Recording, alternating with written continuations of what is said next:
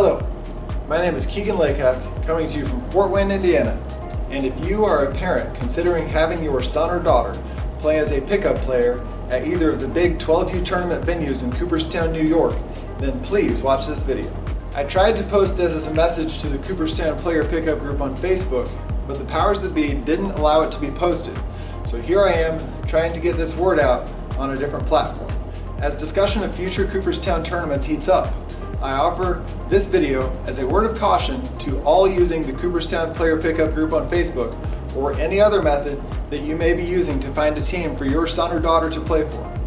I offer this word of caution based on 2 years of experience in Cooperstown, 1 week of coaching my son at Cooperstown All-Star Village in 2023, and 1 week of him playing as a pickup player at Dreams Park in 2024. Before I say anything else, I do not intend any disrespect at all to the parents or players of the team for which my son was a pickup player during 2024. They did their best and they were friendly. And overall, we did still end up having a fun, memorable family experience despite the team going 1-6. You may have a different perspective on winning and the team's success than I do, and that is fine, but as you consider the Cooperstown experience, I want to add to your perspective about the reality of many teams that play in Cooperstown. With all of that being said, as a parent using the Cooperstown player pickup group, please realize that there are a lot of really bad teams that go to Cooperstown. For the 1 week that my son played at Dreams Park on June 25th through June 30th of 2024, out of a total of 94 teams, 12 teams went 0-5 in pool play, and 16 more went 1-4. That is 28 out of 94 teams that were non-competitive. I don't have all of the stats on other teams from my coaching experience at All-Star Village in 2023, but our team was a solid AA, borderline AAA sort of travel team, and we went to Cooperstown and went 4-4. We beat a team 9-1, and we beat a different team 21-9. We also lost to a team called the Evolution Eagles 23-2, and we lost to the eventual tournament champion Chino Hills Thunder 16-3. The point is, there is a wide range of talent in the teams that go to Cooperstown, including many low-level teams with unskilled players.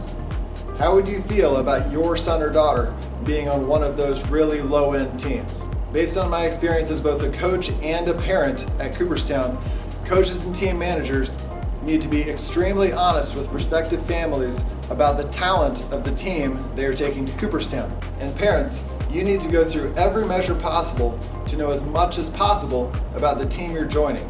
You're making a huge financial and time commitment. You need to be sure you're putting your kid onto an appropriately skilled team that is deserving of his or her talents. With that in mind, let's talk about my son's specific experiences at Cooperstown. He was a pickup player at Dreams Park during the week of June 25th through June 30th of 2024. He played for a team called the Waterford Outlaws run by Stephen Campbell based out of Michigan. While my son played well individually, the team as a whole was non-competitive. And while my son saved the week for himself and our family with his individual play, the week could have been so much more enjoyable for all of us with even a mid-level team. Going back a year, to June 3rd through the 8th of 2023, when I coached my son's regular travel team at Cooperstown All-Star Village, we went a respectable 4-4 for the week. We didn't go out there expecting to win the championship, but we were a solid AA, borderline AAA sort of a travel team, and we played respectable baseball. We took 2 pickup players, one from Louisiana, one from Utah, that we found on the Cooperstown player pickup group on Facebook, and both of those families left highly satisfied. In 2023 at All-Star Village, my son played up a year for his travel team, so he played at All-Star Village as an 11-year-old. Literally, as soon as the tournament was over, he asked if we'd take him to Cooperstown for his 12-year-old year. So I started using the Facebook player pickup group again, this time as a parent, to look for teams for 2024. Our options were limited for when we would go to Cooperstown in 2024, because I wanted to work around the schedule for my son's regular travel team in Indiana. I locked in on the week of June 25th through July 1st of 2024, and at the time I was searching in December of 2023, the Outlaws were the only team that had made a post looking for a player for that one specific week in June. In hindsight, we could have waited even months longer, and a couple other teams did make posts for that one specific week. I got in contact with the owner of the Outlaws, Stephen Campbell, and we texted and talked by phone before also having a Zoom call with him. I do remember him specifically saying that the team would not be going to Cooperstown to win the championship, and I respected that. I had said that same thing to the two families of the pickup players that we took to Cooperstown All-Star Village in 2023.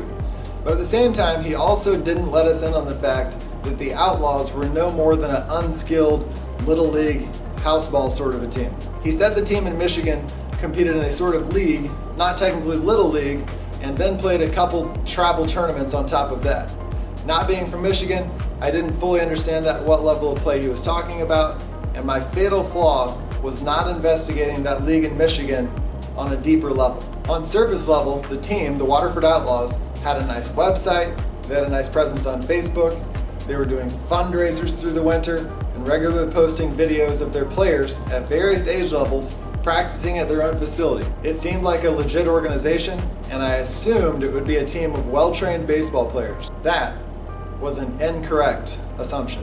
Fast forward to June 26th of 2024, when my son played his first game with the team, and sadly, the Outlaws turned out to be a truly unskilled baseball team. Most of the players, aside from the pickup players, couldn't even make basic plays such as fielding ground balls, catching a fly ball, or making a good throw to first base. And the team's pitchers didn't have the stuff to induce outs. The team struggled so much that the vast majority of their time was spent on defense, which limited at-bats for our offense.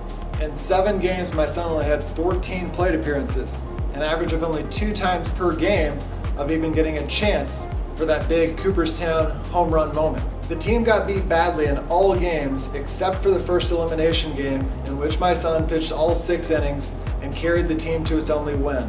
The Outlaws lost their 6 games by scores of 23-5, 22-3, 14-2, 19-0, 17-2, and 16-3, and had just that one win by the score of 9-3. Ultimately though, my son hit 4 home runs in just those 14 plate appearances throughout the week in 2024, and he pitched well in 3 appearances.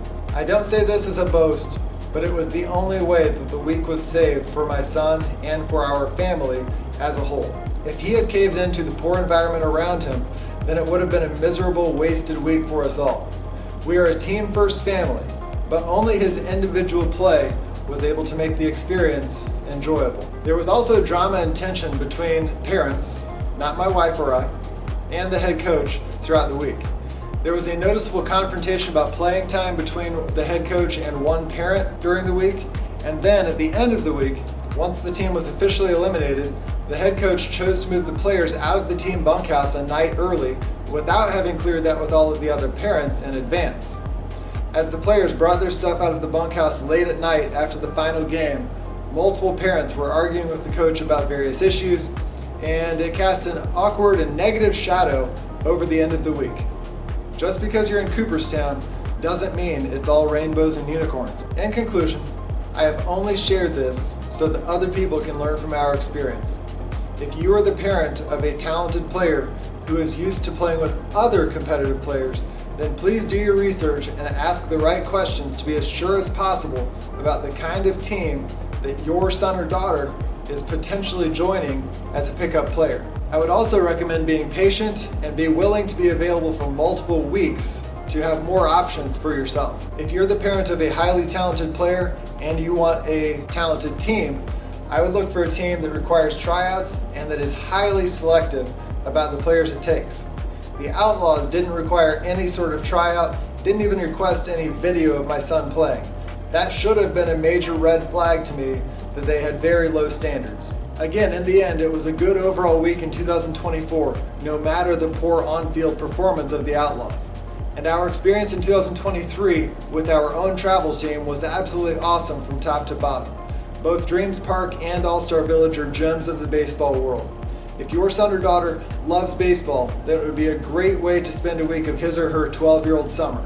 But before you go with just any team, think about the kind of team that is best for your son or daughter and your family as a whole, and work to find that kind of a team. I have made highlight videos of each of my son's trips to Cooperstown. If you'd like to see the full detail of our experience at All-Star Village in 2023, you can click here. If you'd like to see the detail of our experience at Dreams Park in 2024, you can click here.